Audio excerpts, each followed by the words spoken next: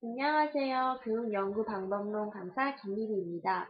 2주차부터 7주차까지 수업 어떻게 잘 들으셨나요? 오늘은 지금까지 배웠던 내용을 중요한 것들을 중심으로 정리해서 쭉 훑어보는 시간을 가지도록 할 겁니다. 혹시 제 얼굴이 안 나와서 아쉽다고요? 별로 도움이 되지 않을 것 같아 넣지 않았습니다. 대신 강의에 더욱 집중할 수 있겠네요. 본격적인 강의에 앞서 연구에 관한 흥미로운 이야기를 하나 할까 합니다. 다들 노벨상 아시죠? 노벨상은 인류의 복지에 공헌한 사람이나 단체에게 준 상으로 정말 훌륭한 업적을 이뤄낸 사람에게만 수여되는 상입니다. 그런데 노벨상은 많은 오점도 남겼는데 그 예로 잘못된 연구로 노벨상을 받은 피비거를 들 수 있습니다. 1926년 기생충이 암의 원인이라고 밝힌 덴마크의 병리학자 피비거의 업적을 인정해서 생리의학상을 수여했습니다. 그러나 이 결과는 실험에 쓰였던 특종 품종의 뒤에서만 발견되는 희귀한 현상으로 뒤늦게 밝혀졌습니다. 오늘날 이 피비거가 말한 기생충에 의한 바람설은 완전히 무시되고 있고 발암 물질에 의한 바람설은 뒤집을 수 없는 진리로 받아들여지고 있으니 피비거는 엄청난 행운으로 노벨상 역사에 그 이름을 남기게 된 것이라 할 수 있습니다. 이렇게 인간은 끊임없는 연구를 해나가고 있으며 연구를 통해 계속해서 새로운 연구 결과가 도출되면서 이전의 연구의 결과를 바꿔버리고 있습니다. 지금 우리가 믿고 있는 사실들도 후에는 거짓이 될 수 있는 일입니다. 이런 점으로 볼 때 연구가 얼마나 중요한지, 그리고 끊임없는 연구의 그 과정이 얼마나 중요한지, 그리고 정확한 연구라는 것이 얼마나 중요한지 아시겠죠? 그리고 재미있는 동영상 하나 준비했는데 한번 다 같이 보도록 합시다.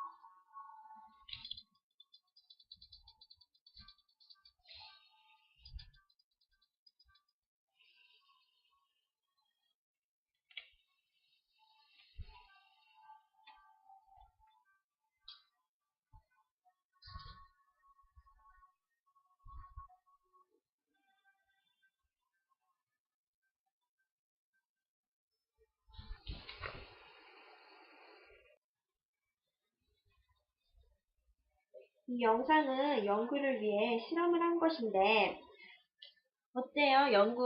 이 실험 결과가 굉장히 흥미롭지 않나요? 너무 강의에 앞서 서론이 길었네요. 이제 본격적으로 수업을 시작해보도록 하겠습니다. 7주 동안 배운 내용을 한눈에 살펴볼 수 있도록 간단히 마인드맵을 그려봤는데요. 중요한 개념을 중심으로 해서 크게 연구, 가설, 표집, 측정, 척도, 신뢰도, 허당도, 조사 연구를 나눠보았습니다. 여러분도 이걸 보면서 한번 배웠던 내용을 머릿속에 떠올려 보시기 바랍니다. 세세한 내용을 아는 것도 중요하지만 먼저 그 큰 틀을 잡고 가는 게 훨씬 학습에 있어 효과적이니까요.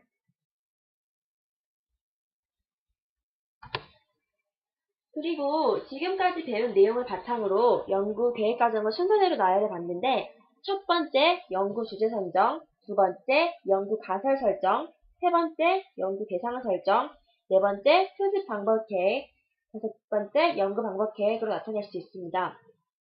우리도 이 과정대로 5단계로 나누어서 내용을 살펴보도록 할 겁니다. 우리 수업에 있어 가장 핵심 말인 연구. 과연 연구란 무엇일까요? 연구는 인간의 지식을 넓히기 위해 풀리지 않은 문제를 해결하는 과정입니다. 그럼 이러한 연구는 왜 하는 걸까요? 현재 존재하고 있는 구체적인 사실을 확인하거나 발견하기 위해, 사건이나 사상들 간에 존재하는 인과관계를 발견하기 위해, 그리고 이를 바탕으로 앞으로의 실천 방향을 모색하기 위해 등등을 들 수 있겠습니다. 연구의 종류는 크게 기초연구와 응용연구, 기술적 연구와 실험적 연구, 양적 연구와 질적 연구로 나눌 수 있습니다. 간단히 말해서 기초연구는 현상의 법칙, 원리, 경향을 규명하는 연구이고, 응용연구는 당면한 실질적인 문제를 해결하는 연구입니다. 다음으로 기술적 연구는 현상의 특징이나 진행 과정 또는 관계를 조사 분석하여 그 결과를 비교, 해석하고 사실대로 기술하는 연구입니다. 실험적 연구는 연구자가 변이를 임의로 조작하거나 조건을 통제하는 실험 과정을 통하여 변이들 간의 인과관계를 밝히는 목적의 연구입니다. 그리고 중요한 거는 양적 연구와 질적 연구인데, 양적 연구는 인과관계를 파악하여 일반적 원리와 법칙을 발견하기 위해 조사와 실험을 통해 얻은 양적 자료를 가지고 통계적 분석을 실시하는 방법이고, 이에 반해 질적 연구는 특정 현상에 대한 이해를 목적으로 참여 관찰과 심층 면담을 통해 얻는 질적 자료를 바탕으로 문화기술적 내용 분석을 실시하는 연구 방법입니다.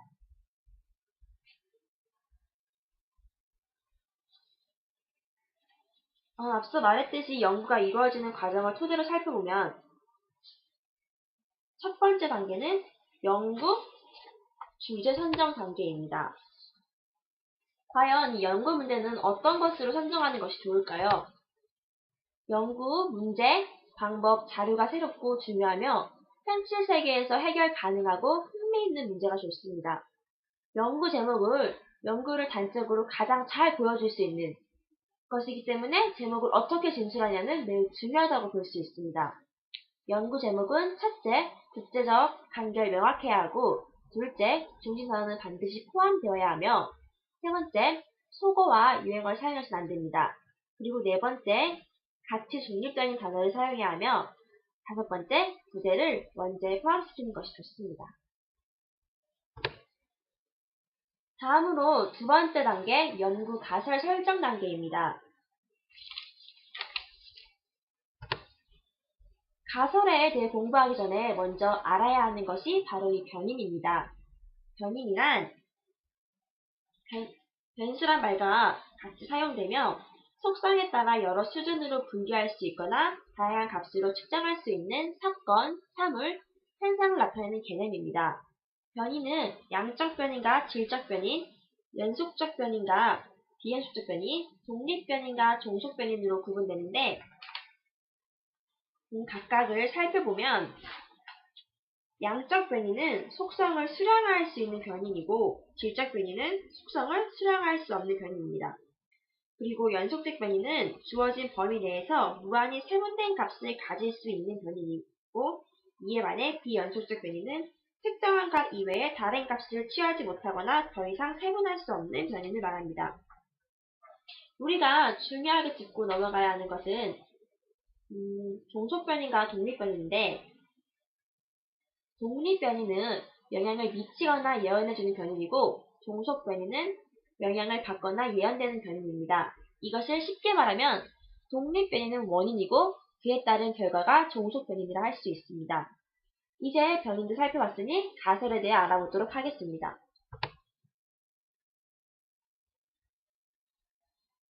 가설이란 변인들 간의 관계에 대해서 연구자가 잠정적으로 내린 결론 또는 추측을 말합니다. 예를 들어 우유를 많이 마시는 사람은 키가 클 것이다 라는 가설을 세울 수 있습니다. 여기서 우유를 많이 마시는 것이 독립변인이 되겠고 키가 크다라는 것이 종속변인이 되겠죠. 여러분은 이 가설에 대해서 어떻게 생각하시나요? 글쎄요, 저는 우유를 매일매일 먹는데도 불구하고 키가 그렇게 크지 않는 걸 보니 이 가설은 타당하진 않은 것 같습니다. 이런 가설은 크게 연구가설과 통계적 가설로 나뉘어집니다. 연구가설은 연구 문제에 대한 잠정적으로 내린 결론, 잠정적인 해답이고, 통계적 가설은 하나 또는 그 이상의 모수치에 관한 진술을 말합니다. 통계적 가설은 다시 연가설과 대립가설로 구분됩니다. 연가설은 검증할 수 있는 형태로 진술된 가설인데, 통계적 가설에서 연구자는 주로 이 연가설을 통해 연구를 합니다. 연가설은 내가 기대하는 바와 다르게 반대로 가설한다는 특징을 보입니다. 대립가설은 연가설의 검증 여하에 따라 채택되거나 기각되는 가설을 의미합니다. 세 번째 단계 연구 대상 선정입니다. 여기서는 뒤에서 배울 표집을 하기 전에 반드시 알아야 하는 연구 대상을 나타내는 용어를 간단히 살피고 넘어가려 합니다. 연구자가 관심을 갖고 있는 대상 전체는 모집단이라고 이 모집단이 가지고 있는 속성을 모수치라 합니다. 그리고 모집단의 일부를 표본이라고 하며 이 표본을 추출하는 행위를 표집이라고 합니다. 표본 집단이 가지고 있는 속성은 추정치 혹은 통계치가 말합니다. 이제 네 번째 단계 표집 방법 및 계획 단계입니다. 지금부터 여러 가지의 표집 방법이 나올 겁니다. 좀 복잡하고 지루할 수 있으니까 호흡을 한번 가다듬고 자 이제 시작합니다. 표집 방법은 크게 확률 표집과 비확률 표집 두 가지로 구분됩니다. 확률 표집은 말 그대로 표집의 원리가 모집단의 특성을 확률적으로 반영하는 표집 방법을 말합니다. 그럼 당연히 비확률 표집은 확률적으로 반영하지 않는 표집 방법을 말하는 거겠죠? 확률 표집에는 단순 무선 표집, 체계적 표집, 층화 표집, 군집 표집, 그리고 층화 군집 표집이 있습니다. 비확률 표집에는 편의 표집, 목적 표집이 있습니다. 지금부터 표집 방법 하나하나를 간단히 살펴보도록 하겠습니다. 먼저 확률적 표집 방법입니다. 첫째로 단순 무선 표집을 둘 수 있습니다. 단순 무선 표집은 말 그대로 아무런 의식적인 조작 없이 무작위로 표본을 추출하는 것으로 확률 표집 가운데 가장 기본이 되는 방법입니다. 단순 무선 표집의 특징은 표본을 위한 요소 한 요소 선택이 다른 요소의 선택에 영향을 미치지 않는다는 것입니다. 이 방법은 별다른 노력 없이 간단히 할 수 있다는 장점이 있습니다. 두 번째로 체계적 표집입니다. 체계적 표집은 모집단의 표집 목록에서 일정한 간격을 두고 연구 대상을 추출하는 방법입니다. 모집단이 어떤 속성에 의해 여러 층으로 나눠질 수 있다는 것은 이론적, 경험적 배경에 의해 알 수 있습니다. 예를 들면 쉽게 이해되는데 예를 들어 100명 중 10명이 선택을 할 경우 두 번째, 12번째, 22번째 이런 방식으로 추출하는 겁니다. 그럼 이는 10명의 간격을 두고 추출하는 걸 할 수 있습니다. 그러나 첫 번째 추출된 대상으로부터 일정 번째 대상이 계속 표집되므로 표본이 비독립적일 수 있다는 단점이 있습니다. 하지만 이 방법도 단순 무선 표집처럼 쉽고 빠르다는 장점을 가집니다. 세 번째로 알아볼 표집 방법은 생활 표집입니다. 생활 표집 방법은 모집단 안에 동일한 특성을 갖는 여러 개의 하위 집단이 있을 경우 모집단을 속성에 따라 계층으로 나누고 각 계층에서 단순 우선 표집을 하는 방법입니다. 예를 들어 부부의 재산 공유권에 대한 의견을 묻고자 할 때 연구자가 이론적, 경험적 지식에 의하여 성별에 따라 의견이 다를 것이라고 판단한다면 모집단을 남녀로 나누어 층화 표집을 실시하는 것입니다. 어때요? 이해가 쉽죠? 층화 표집은 층화에 대한 정보가 확실하고 표집이 정확하면 표본의 추정치가 정확하다는 장점은 있으나 이것이 곧 단점이 되기도 하는데 층화에 대한 정보가 확실하지 않을 경우 이 표집에 오기 때문에 표본의 속성이 모집단의 속성을 대표하지 못할 수 있습니다. 네 번째, 군집 표집. 군집 표집은 말 그대로 개인이나 요소가 아닌 집단을 표집 단위로 표집하는 것을 말합니다. 이미 형성되어 있는 자연적 또는 행정적 집단을 추출하는 방법인데 예로 특정 학군 1학년 학생 6,000명 중 300명의 학생들을 표집하는 경우 모집단을 6,000명 전체로 보는 것이 아니라 200개의 학급으로 간주하고 이들을 추출 단위로 10개 학급을 우선 표집하는 것을 들 수 있습니다. 학급이라는 집단을 표집 단위로 간주하고 표집한 거라 볼 수 있습니다.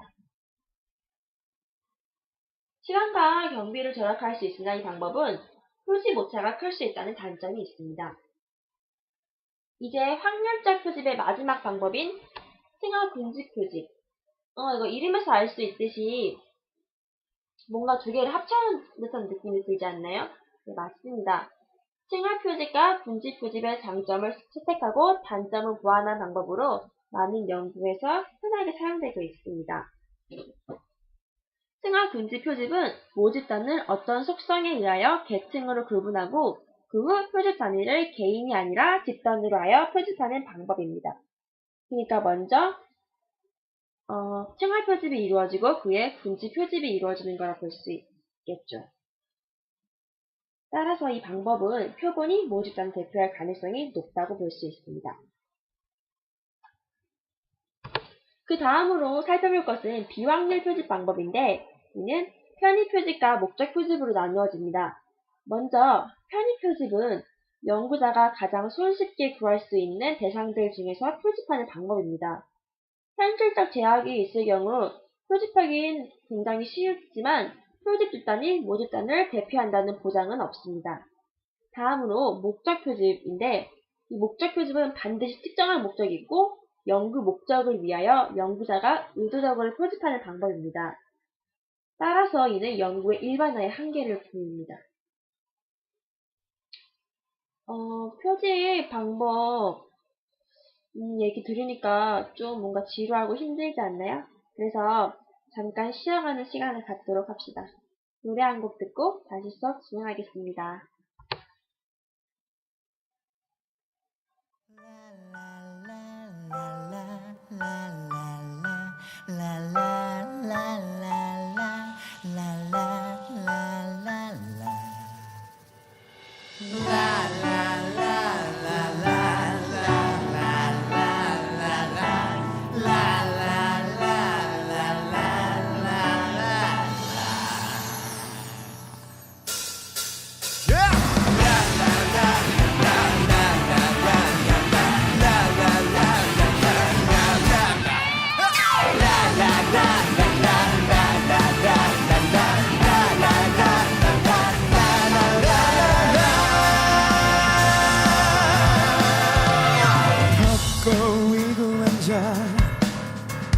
뭘 생각하고 있니? 빨간 옷에 청바지 입고 산에 갈 생각하니? 누가 박이며 앉아 무얼 생각하고 있니?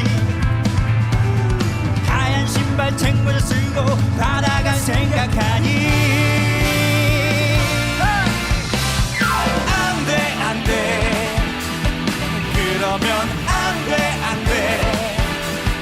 그러면 내일 모레면 시험 기간이야. 그러면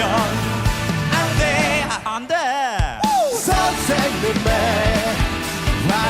얼굴이 무섭지도 아니 내 눈앞에 노트가 있잖니 열심히 공부하세요.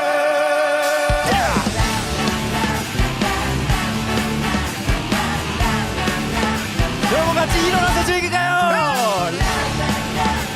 같이 뛰어요.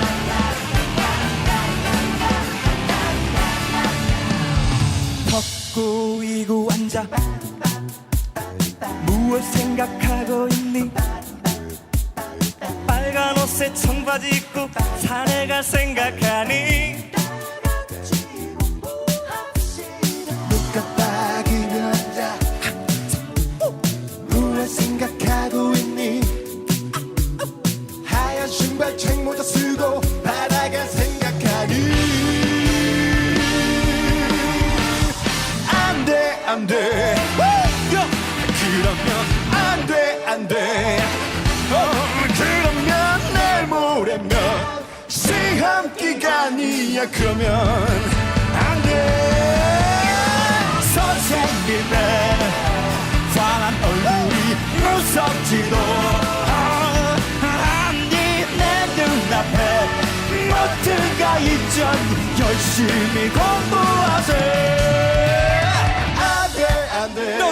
No 생각 말고 얼른 공부해. 안돼 야 니네 이러면 나중에 큰일 나. 안돼 안돼 자 공부합시다. 소리 질러.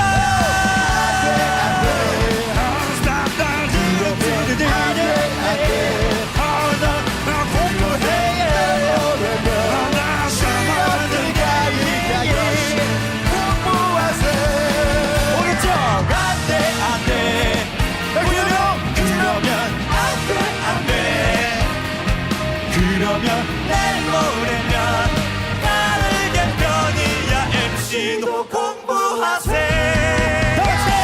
안돼 그러면 안돼 내일 모레면 시험 기간이야 열심히 공부하세요.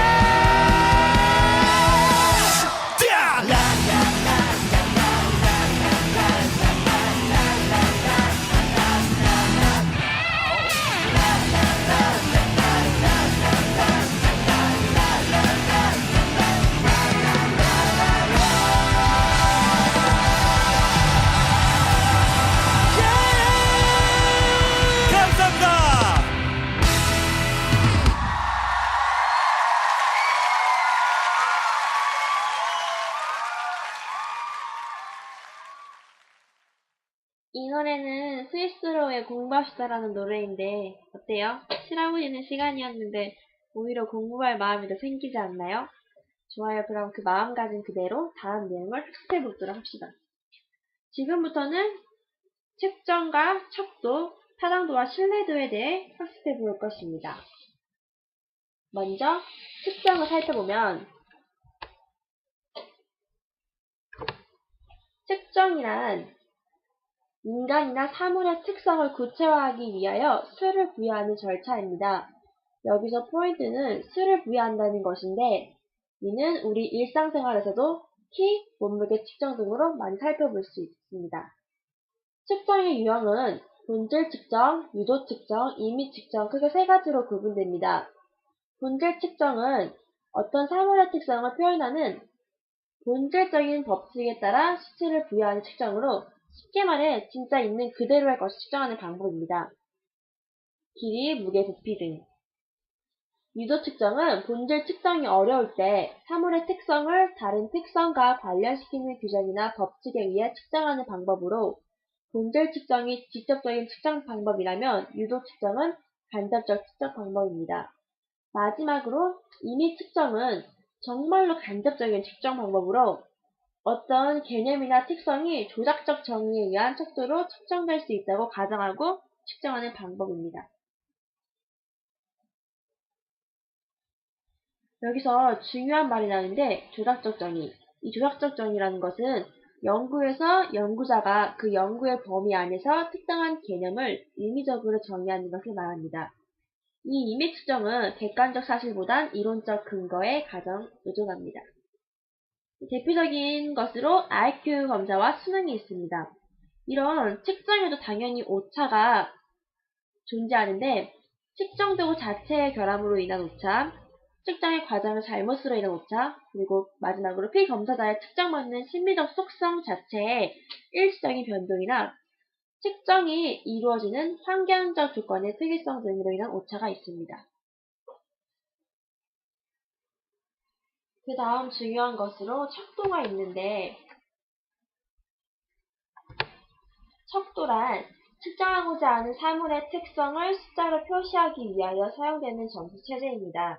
이런 척도의 종류에는 명명척도, 서열척도, 등간척도, 비율척도가 있습니다. 명명척도란 단지 개별 단위를 구분하는 분류체제로 여기서의 숫자들은 숫자로서의 양적 의미가 아니라 단지 범주의 표시이거나 명명으로만 사용됩니다. 그 다음 서열척도는 특정 대상을 상호 비교하기 위하여 사물이 가지는 특성의 대소, 장단, 다과 등의 기준에 의해 서열을 부여하는 척도입니다. 그 다음으로 등간 척도는 일정한 측정 단위를 가지고 있고 각 측정 단위 사이의 간격이 동일한 척도입니다. 등간 척도에서 중요한 것은 절대 0점이 없으며 측정치들 사이에 비율이 같지 않다는 것입니다. 마지막으로 비율 척도는 여기 PPT에는 안 나와 있는데 비율 척도는 명명, 서열, 등간 척도의 조건을 모두 만족시키면서 절대 0점을 갖고 있어서 절대 0점을 갖고 있다는 것은 숫자 0은 그 속성이 전혀 없는 것을 의미하는 것입니다. 그리고 이 비율 척도는 숫자 사이의 비율성이 있는 척도입니다. 예로 길이, 무게 등을 줄 수 있으며 비율 척도는 숫자를 이용해 다양하게 조직하고 통계적 의미를 낼 수 있는 척도 방식이라 할 수 있습니다. 척도를 구성하는 방법은 리커드 방법과 오스급 방법이 있습니다. 리커드 방법은 태도의 연속성상에서 개인의 태도가 어느 위치에 있는지를 파악하기 위한 것으로 측정하는 정적 특징을 여러 단계로 분리하여 척도를 구성합니다. 주로 오전 척도가 많이 사용됩니다. 오수급 방법은 사물, 인간, 사건 등에 대한 개념이나 느낌을 양극의 뜻을 갖는 대비되는 형용사 근으로 만들어 의미를 측정하는 것으로 주로 출전 척도를 사용합니다. 리커드나 오수급 방법은 둘 다 등간 척도를 간주됩니다. 내용을 정리하는 시간인데도 불구하고 중요한 것들이 너무나 많네요. 표집 방법과 더불어서도 오늘 강의에서 좀 어려운 타당도와 신뢰도를 지금부터 살펴보도록 하겠습니다. 얼마 남지 않았으니 다들 조금만 더 힘내시다. 타당도는 과연 무엇을 의미할까요?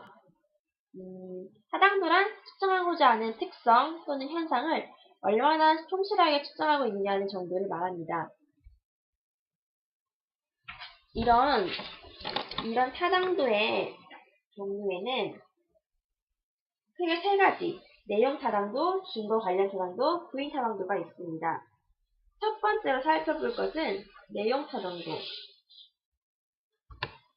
이는 주관적인 타당도로서 전문가가 전문 지식에 의하여 측정하고자 하는 속성을 제대로 측정했는지 주관적으로 판단하는 것입니다. 이는 전문가들의 판단에 의하여 검사의 타당성을 검증받으므로 검사의 목적에 부합하는지 여부를 검증할 수 있으나 계량화, 수치화가 되지 않기 때문에 타당성의 정도를 표기하기 어렵습니다. 다음으로 증거 관련 타당도는 반드시 증거가 필요하며 특정한 증거와 관련지어서 타당성을 평가하는 방법입니다. 이는 무엇보다도 적합한 증거 변을 선택하는 것이 가장 중요합니다. 증거 관련 타당도 결정 방법은 예언 타당도, 공의 타당도로 분류되는데 예언 타당도는 타당성의 증거를 미래에 찾는 반면 공의 타당도는 타당성의 증거를 현재에서 찾는다는 특징을 보입니다. 일반적으로 예언 타당도보다 공의 타당도가 더 많이 활용됩니다. 왜냐하면 이 예언 타당도는 당연히 증거를 미래에서 찾으니까 사실 상대적으로 오랜 시간이 요구되기 때문에 예언 타당도보다는 공의 타당도가 많이 활용되는 것입니다. 마지막으로 구인 타당도가 있습니다. 먼저 이 구인이라는 걸 살펴보면 구인이란 추상적이고 가설적인 어떤 특성이나 속성의 존재를 가정하고 그것을 지칭하기 위하여 만들어 놓은 속성을 의미합니다. 구인타당도는 조작적으로 정의되지 않은 특성이나 속성을 구인으로 분석하여 제작한 정의를 부여한 후 검사 점수가 조작적 정의에서 규명한 구인들을 제대로 측정하였는가를 검증하는 방법입니다. 구인을 제대로 측정하였는지 밝히는 통계적 방법에는 상관계수, 요인 분석이 있습니다. 구인 타당도는 응답 자료에 의하여 계량적 방법에 의하여 검증되므로 과학적이고 객관적이라는 장점을 가집니다. 다음으로 신뢰도인데, 이 신뢰도란 피험자들에게 동일한 검사를 반복 실시했을 때 측정의 일치성, 일관성을 말합니다. 이런 신뢰도 검증 방법으론 재검사 신뢰도, 동향검사 신뢰도, 내적 일관성 신뢰도가 존재합니다. 재검사 신뢰도란 동일한 검사를 동일한 피험자 집단에 일정 시간 간격을 두고 두 번 실시하여 얻은 두 검사 점수의 상관계수에 의하여 신뢰도를 추정하는 방법을 말합니다. 추정 방법은 간단하다는 장점이 있으나 시험 간격을 어느 정도로 설정해야 하는지에 대해 어려움이 많고, 이 두 번째 실시에서 첫 번째 실시와 동일한 검사 환경, 동일한 동기, 동일한 태도를 갖는 것이 어려워 검사 2회 반복 실시에 문제점이 있습니다. 다음으로 동향검사 신뢰도는 동일한 집단의 두 개의 서로 비슷한 검사를 실시하여 얻은 점수들 사이 상관관계를 의미합니다. 동향검사 신뢰도는 두 검사가 동일한 내용을 측정해야 하며 동일한 형태의 문항과 문항수, 그리고 동일한 문항 난이도와 변별도를 가져야 합니다. 이 방법은 재검사 신뢰도와 달리 시험 간격이 문제가 되지 않는다는 장점은 있으나 재검사 신뢰도와 마찬가지로 두 번 시행하는 데에 따른 동일한 검사 환경, 피험자의 동일한 검사 동기와 태도를 유지하는 것이 어렵다는 단점 또한 있습니다. 마지막으로 내적 일관성 신뢰도가 있는데, 이는 앞서 말한 신뢰도와 달리 검사를 두 번 실시하지 않고 검사의 신뢰도를 추정하는 방법으로 검사를 구성하고 있는 부분 검사 또는 문항 간의 일관성의 정도를 의미합니다. 이 내적 일관성 신뢰도도 두 가지 종류로 나누어지는데, 단분 검사 신뢰도와 문항 내적 일관성 신뢰도로 나누어집니다. 단분 검사 신뢰도는 검사를 두 부분 검사로 나누어 그 부분 검사 점수에 대한 측정의 유효성을 추정하는 방법입니다. 추정 결과를 살펴보면 검사를 반분하는 방법으로 짝수번 문항과 홀수번 문항으로 반분하는 기후법, 전체 검사를 문항 순서에 따라 전과 후로 나누는 전후법, 무작위로 분할하는 단순 무작위법, 문항 특성에 의하여 반분하는 방법 등이 존재합니다. 단분 검사 신뢰도는 두 번 검사를 시행하지 않고 신뢰도를 추정할 수 있는 장점이 있으나 검사를 양분하는 방법에 따라 단분 검사 신뢰도 개수가 달리 추정되는 단점 또한 있습니다.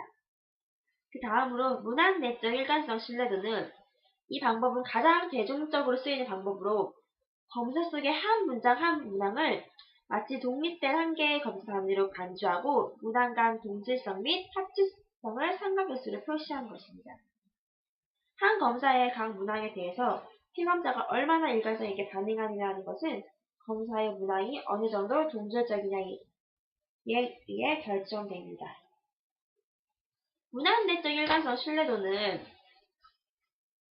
검사를 양분하지 않아도 되는 장점과 문항 간의 일관성에 의하여 단일화한 신뢰도 추정 결과를 얻을 수 있는 장점으로 재검사 신뢰도, 동향검사 신뢰도, 반분검사 신뢰도 등의 단점을 극복했지만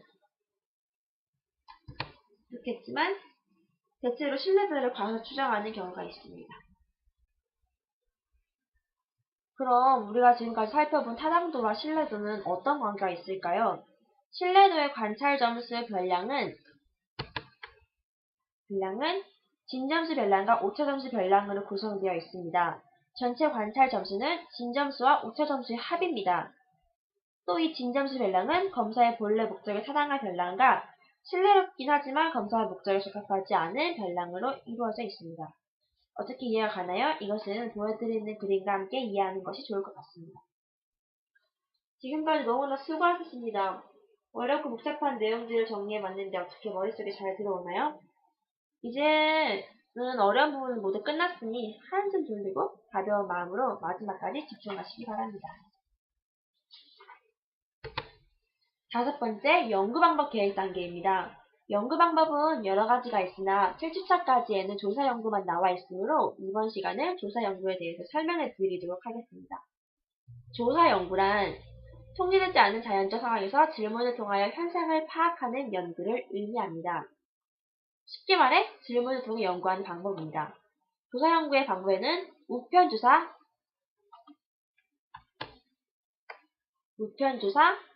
전자설문조사, 면접법이 있습니다. 다들 이름만 듣고도 아시겠죠? 우편조사는 질문지를 편지 우편으로 보내 실시한 조사를 말합니다. 전자설문조사는 우편조사와 내용면에서는 동일하지만 설문 대상자의 응답이 컴퓨터로 이루어진다는 점에서 차이가 있습니다. 이 전자설문조사에는 이메일을 활용한 전자설문조사가 있고 웹을 활용한 전자설문조사가 있습니다. 우편조사나 전자설문조사는 직접 방문하는 수고와 비용을 절약할 수 있고 많은 사람들을 표본으로 삼을 수 있다는 장점이 있으나 우편조사는 회수율이 낮다는 치명적인 단점이 있으며 또한 전자설문조사도 인터넷 사용자 집단이 모집단이 아닌 경우 이 샘플의 모집단 대표성에 문제가 있을 수 있다는 단점이 있습니다. 면접법은 앞서 말한 두 가지 방법과 달리 질문지를 사용하지 않고 연구 대상에게 직접 질문을 제시하여 얻은 응답을 분석하는 면접의 방법입니다. 이 면접법에는 개별 면접법, 전화 면접법이 있습니다. 이 면접법은 내용을 더 상세히 조사할 수 있지만 시간과 비용이 많이 든다는 단점이 있습니다. 이렇게 서로의 방법을 비교해서 보니까 더욱 이해가 쉽죠? 이제 진짜 마지막으로 살펴볼 내용인 조사 연구의 절차 단계입니다. 조사 연구 절차 단계를 살펴보면 첫 번째, 연구 목적의 구체화, 두 번째, 연구 대상 선정 및 표집 방법 규명, 세 번째, 안내문 작성, 네 번째, 질문 제작, 다섯 번째, 사전 연구의 실시, 여섯 번째, 질문지의 분석 및 수정, 일곱 번째, 표본 수출, 마지막으로 여덟 번째, 질문지 발송입니다. 여기서 세 번째 단계인 안내문 작성을 살짝 살펴보면 안내문 작성할 때는 연구의 목적을 간결 명확하게 제시해야 하며 이 질문지를 받은 사람들에게 그들의 응답이 매우 중요하다는 인식을 주어야 합니다. 그리고 개인의 비밀은 보장한다는 그 언급을 반드시 해줘야 합니다.